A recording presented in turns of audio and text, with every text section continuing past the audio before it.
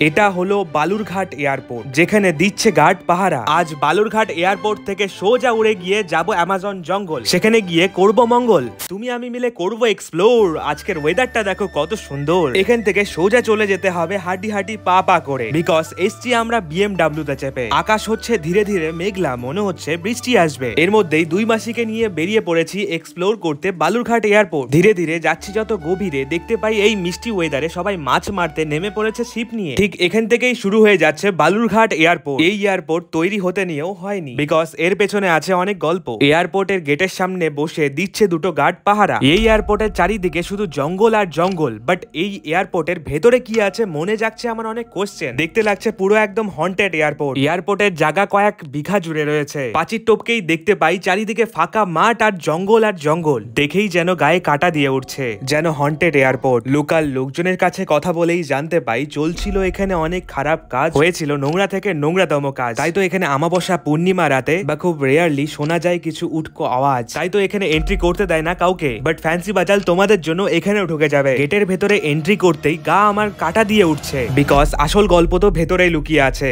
আশেপাশে চোখ ফেরাতেই দেখতে পাই চারিদিকে জঙ্গল আর জঙ্গল। তার মধ্যে রয়েছে বড় বড় সিসিটিভি ক্যামেরা, তার সাথে এখানে রোড লাইটও রয়েছে। বাট সেগুলো এখনো রানিং রয়েছে কিনা আমার সন্দেহ আছে। আশেপাশে এয়ারপোর্ট তৈরির বড় বড় মেশিনও রাখা হয়েছে, বাট প্রেজেন্ট টাইমে সেগুলো জম ধরে গিয়েছে। এয়ারপোর্টে যত যাই গভীরে, চারিদিকে শুধু জঙ্গল আর জঙ্গল। এখানে রাতের বেলা আসা ইম্পসিবল ব্যাপার। মুখে হাসি নিয়ে যাচ্ছি তো ভেতরে, বাট মনে হচ্ছে জঙ্গল থেকে বেরিয়ে দেবে কেউ ঘাড় মোটকে। আমি আর যাচ্ছি না এর ভেতরে। কেউ এয়ারপোর্টের বিষয়ে আরো কিছু জানলে আমায় জানাও কমেন্ট বক্সে।